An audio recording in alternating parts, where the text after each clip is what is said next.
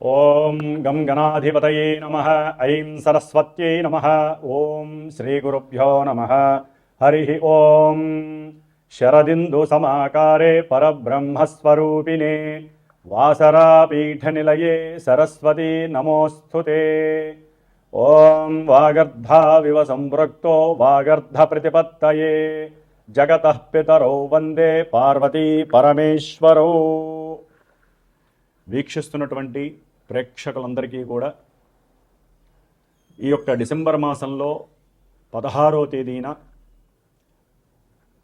రవి తన యొక్క రాశిని మార్చుకుంటూ వృశ్చిక రాశిలోంచి ధనస్సు రాశిలోకి సంక్రమించేటటువంటి సమయము పుష్యమాసముగా మనము చాలా విశేషమైనటువంటి పండగగా భావిస్తాము. ముఖ్యంగా వైష్ణవ సాంప్రదాయంలో అటు వెంకటేశ్వర స్వామి వారికి, సీతారామచంద్రమూర్తికి, అలాగే కృష్ణుడికి, హనుమంతుల వారికి చాలా విశేషమైనటువంటి పండగగా చేసేటటువంటి మాసము ఈ యొక్క పుష్యమాసము.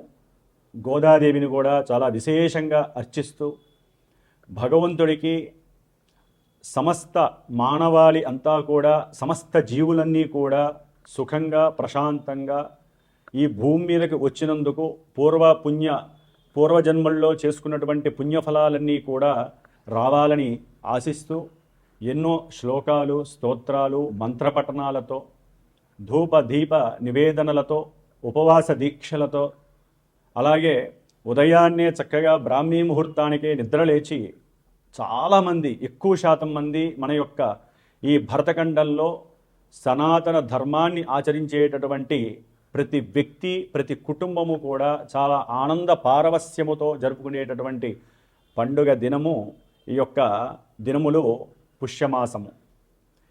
ఈ యొక్క సమయంలోనే డిసెంబర్ 16వ తేదీ నుండి జనవరి 13వ తేదీ వరకు కూడా సమస్త జీవరాశుల్ని పరిపాలించేటటువంటి జీవాన్ని, శక్తిని, ఆత్మ చైతన్యాన్ని, మానసిక చిత్త చాంచల్యాన్ని దూరం చేసి తన యొక్క శక్తివంతమైనటువంటి కాంతి పుంజముల చేత చక్కగా అందరి యొక్క ఆత్మ నిగ్రహ శక్తులని, ఆత్మలని ఆ యొక్క స్వామివారు పరిపాలిస్తూ దివ్య తేజస్సుని కలిగించే విధంగా ఉండేటటువంటి మాసము ఈ యొక్క ధనుర్మాసము అంటారు. సూర్యుడు ధనస్సు సంక్రమణం ఈ నెల డిసెంబర్ 16వ తేదీన మూలా నక్షత్రంలో ఆయన సంచరిస్తాడు. దాదాపుగా ఒక 13 రోజులు. ఆ తదుపరి అంటే 29, 30వ తేదీ వరకు కూడా మూలా నక్షత్రంలో పరిపాలిస్తాడు.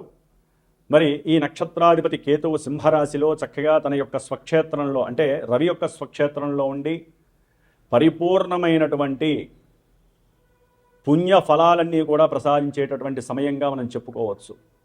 అలాగే తదుపరి రవి తర్వాత 13 రోజులు కూడా పూర్వాషాఢ నక్షత్రంలో తన యొక్క సంచారాన్ని కావిస్తూ ధనాన్ని, సంతానాన్ని, అట్లాగే వివాహాలని, ఇలాంటి యోగాలని, విశేషమైనటువంటి పూజా పుణ్యఫలాలని పరిపక్వత కలిగింపజేసి ఆత్మ చైతన్య శుద్ధిని, శక్తిని ప్రసాదించేవాడు ఈ సూర్యభగవానుడు.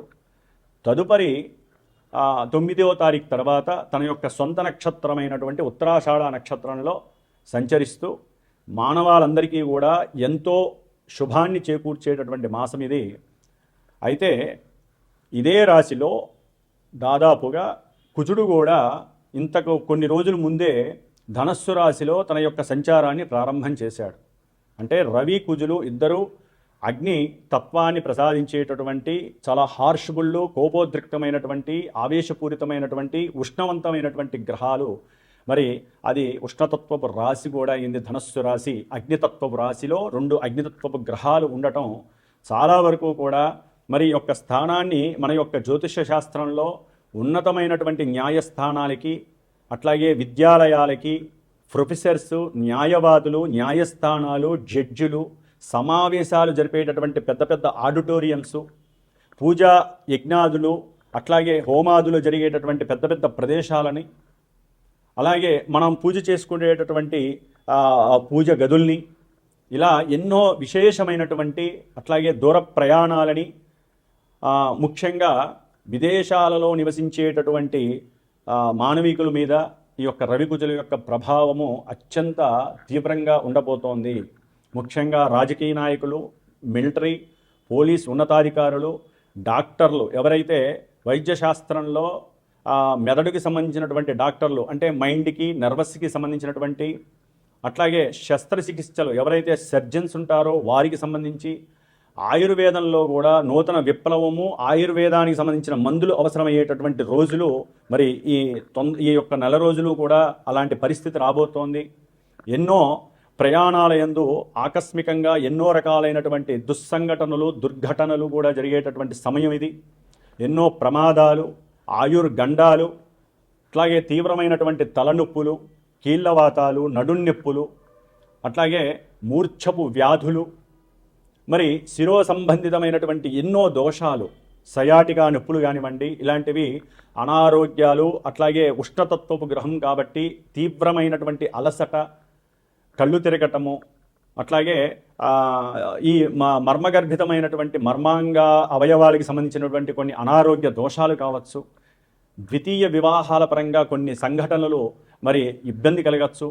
ధనుస్సు రాశి వారికి ఈ నెల డిసెంబర్ 16వ తేదీ 2025 సంవత్సరము నుండి 2026 సంవత్సరము జనవరి 13వ తేదీ వరకు కూడా గోచార గ్రహస్థితి రీత్యా చూస్తే జన్మరాశిలో రవి, జన్మరాశిలోనే కుజుడు, వీరిద్దరి యొక్క కలయిక, వీరి యొక్క ఆరోగ్యము, సంతానం యొక్క ఆరోగ్యము, తండ్రి యొక్క ఆరోగ్యము, ఈ యొక్క ఆరోగ్య విషయం పరంగా వీరికి కొంత ఇబ్బందులు ఎదురయ్యే అవకాశాలు ఉంటాయి. అట్లాగే దూర ప్రాంతాలకి వెళ్ళటము, ఆకస్మికంగా వీరు ఏదైనా తీర్థయాత్రల ద్వారా కావచ్చు, ఏదైనా ఒక నదిలో స్నానం చేసి వద్దామని కానీ కావచ్చు, ఇలాంటి ఆలోచనలు రావడం ద్వారా వీరు దూర ప్రాంతాలకు వెళ్ళటము, అక్కడ సరైనటువంటి భోజన సదుపాయాలు లేక అకాల భోజనము, సరైనటువంటి నిద్రావస్థ లేకపోవటం వలన తలకాయ తిరగటము, అది కడుపులో మంట, అనారోగ్యపరంగా ఏదో ఒక విచిత్రమైనటువంటి సమస్యలు వీరిని వేధిస్తూ ఉంటాయి. తండ్రి గారి యొక్క ఆరోగ్యరీత్యా కూడా వీరికి కొంత ఇబ్బందులు కలుగుతాయి. సంతానపరమైనటువంటి విద్యా సంబంధిత ఆర్థికపరమైనటువంటి బాధలు కూడా వీరికి నిద్ర అవస్థలో ఎన్నో ఇబ్బందులు కలుగజేస్తాయి. అర్థం కానటువంటి పరిస్థితులు అంటే ముఖ్యంగా వీరికి ఒక గురుబలం మాత్రమే ఉంది. అర్ధాష్టమ శని పరిపూర్ణంగా అనుభవిస్తున్న వాళ్ళు ఈ యొక్క ధనుర్రాశి వాళ్ళు మొన్నటి నుంచి పరిపూర్ణంగా అనుభవిస్తున్నారు. మళ్ళీ ఏదైనా ఒక గృహము కానీ, ఒక స్థలము కానీ కొనే విషయంలో కానీ, లేకపోతే వారు ఉన్నటువంటి ఇంటిని పడగొట్టి ఏదైనా పైన అప్స్టేర్స్ వేసే సందర్భంలో ఆర్థిక పరంగా సరైన ఫోర్సిబుల్ లేకపోవటము, బంధుమిత్రాదుల యొక్క సహకారం లేకపోవటము, వారి యొక్క ఏడుపులు కావచ్చు, నరఘోషలు కావచ్చు, తల్లి యొక్క అనారోగ్య సూచనల వలన కావచ్చు, వ్యాపారంలో సరైనటువంటి విక్రయాదులు అంటే అమ్మకాలు లేకపోవటం వలన కావచ్చు, వీరి యొక్క ఆరోగ్యరీత్యా, తండ్రి యొక్క మానసిక ఆందోళన తండ్రి గురించి, ఇట్లా వీరికి శని యొక్క బాధ, రవికుజుల యొక్క బాధ వీరి ఆరోగ్యాన్ని, ముఖ్యంగా విద్యార్థులకైతే కనుక విద్యా ఆటంకం. వీరు ఎంతో ఆలోచన ఉంటుంది, చాలా ఫాస్ట్గా ఆలోచించే స్వభావం ఉంటుంది, అది కాస్త ఒక్కసారి నిర్వీర్యం అయిపోతుంది. ఎందుకంటే శని యొక్క దృష్టి పడితే ఏ గ్రహమైనా ఆయన అదుపులోకి వెళ్ళిపోవాల్సిందే. మరి ధనుస్సు రాశిలో ఉన్నటువంటి రవికుజులిద్దరూ శని 10వ దృష్టికి లొంగిపోవాల్సిందే. అట్లాగే కుజుడు మళ్ళీ చతుర్థ దృష్టితో శనిని చూస్తున్నాడు. కాబట్టి ఈ ధనుస్సు రాశి వారికి పిల్లల యొక్క చదువు రీత్యా ధనపరమైనటువంటి ఆర్థికపరమైనటువంటి సంక్షోభము వీరిని ఇబ్బంది పెడుతుంది. వీరి యొక్క ఆలోచనలు సరిగ్గా పనిచేయవు. దానికి తోడు బుధుడు కూడా ఈ నెలాఖరులో ధనుస్సు రాశిలోకి వస్తున్నాడు, శుక్రుడు 20 తర్వాత వస్తున్నాడు.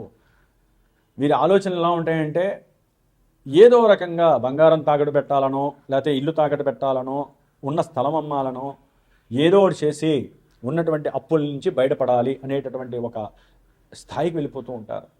చేస్తారు అనుకుంటే చేసేస్తాడు. శుక్రబలం అంత గొప్పది. అప్పులు తీర్చడంలో శుక్రుడు వీరికి చాలా సహకరిస్తాడు. భార్య యొక్క సహకారం చాలా గొప్ప వరాన్ని ఇస్తుంది వీరికి.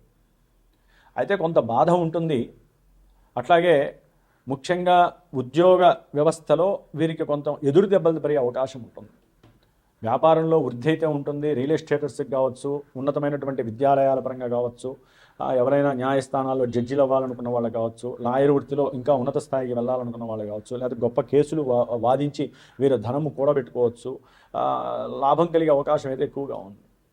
అట్లాగే గృహంలో భార్య పరంగా వీరికి సహాయ సహకారాలు మెండుగా ఉంటాయి.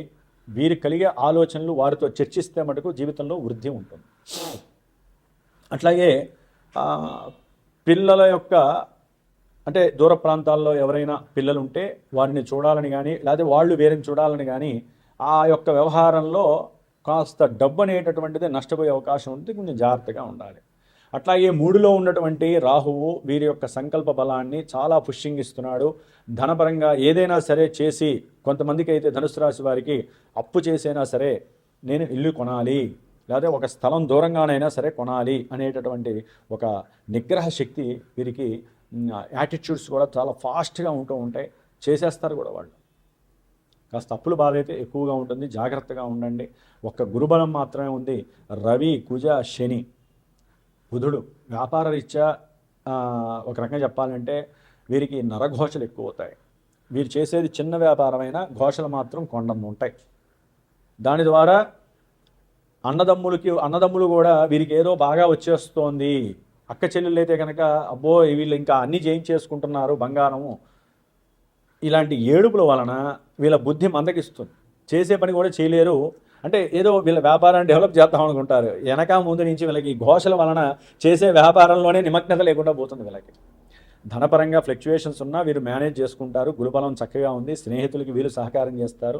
భార్యాభర్తలు ఒక్కొక్కరు సహకారం చేస్తారు. ఉన్నంతలో లాయర్లకి, న్యాయవాదులకి కొంతమందికి ఉద్యోగాలు వచ్చే అవకాశము, గవర్నమెంట్ జాబ్స్ వచ్చే అవకాశం ఉంటుంది. పోలీస్ శాఖలో పనిచేసే వాళ్ళకి కూడా ఇంకొంచెం ఉన్నతమైన ప్రమోషన్స్ వచ్చే అవకాశం ఉంటుంది. కాకపోతే వీరికి ఆ శరీరం పైన కొంచెం దద్దుర్లు, లేకపోతే కొన్ని కురుపులు రావటము, ఉష్ణ గ్రహాలు కాబట్టి వీరు తినే ఐటమ్స్లో కాస్త పచ్చిమిరకాయలు, మిరియాలు, ఎండుకారము ఇవి కాస్త మసాలాలు తగ్గించి తినండి. అట్లాగే తప్పకుండా కొంతమంది నాన్ వెజ్ తినే ధనురాశి వాళ్ళు కొంచెం నాన్ వెజ్ని తగ్గిస్తే మంచిది. లేకపోతే హార్ట్కి సంబంధించిన హార్ట్ రిలేటెడ్ సంబంధించినటువంటి కండరాల వ్యవస్థలు కావచ్చు, హార్ట్కి సంబంధించినటువంటి నరాల్లో బ్లాకేజెస్ కావచ్చు, మిమ్మల్ని ఆపరేషన్స్ లేకపోతే ఉన్నతమైనటువంటి హాస్పిటల్స్లో కూడా చేసి మీకున్నటువంటి ఆస్తులు కూడా అమ్ముకునే పరిస్థితి కలుగజేస్తుంది ఇప్పుడున్న గ్రహస్థితి. జాగ్రత్తగా ఉండండి. తండ్రి గారి పట్ల కాస్త ముభావంగా కాకుండా సాధ్యమైనంత వరకు ఆ విరోధత్వాన్ని తొలగించుకొని ముందుకు వెళ్ళడానికి ప్రయత్నం చేయండి. ఏదో ఒక దారి ఎత్తుక్కోండి ధనుసు రాశి వాళ్ళు. కాబట్టి గురుబలం ఒక్కటే ఉంది. మిగతా గ్రహాలలో శుక్రువు ఒక బలం ఉంది కాబట్టి ధనపరంగా కొంత మీకు ఫ్లక్చువేట్ అయితే తగ్గుతుంది. కానీ మిగతా గ్రహాలకైతే శాంతిపూర్వకంగా మీరు ఏదైనా సరే దాన ధర్మాదులు చేసుకోండి. ముఖ్యంగా ఆదివారం పూట ఆదిత్య హృదయం రోజు అయినా చదవండి. అట్లాగే సుబ్రహ్మణ్యేశ్వర స్వామిని మాత్రం మర్చిపోకండి. హనుమంతుడి చాలీసా చాలా గొప్ప వరం మీకు. హనుమంతుడి చాలీసా వినండి, చదవండి. అట్లాగే పంచముఖ హనుమంతుడి యొక్క గుడి ఎక్కడ ఉంటే ప్రదక్షిణ చేయండి. ఆయనకి వడమాల వేయండి, అప్పాలు నైవేద్యం పెట్టించండి, లేదా నిత్యము అరటిపండు నైవేద్యం పెట్టి ఒకరికి దానం చేసి మీరు తినండి. ఆరోగ్యం బాగుంటుంది. మంచి ఆలోచనలు వస్తే విద్యార్థులకి మంచి విద్య లభిస్తుంది. వ్యాపారస్తులకి లాభం గడిస్తారు అని మాత్రం గుర్తుపెట్టుకోండి. ఓం నమో నారాయణాయ నమః.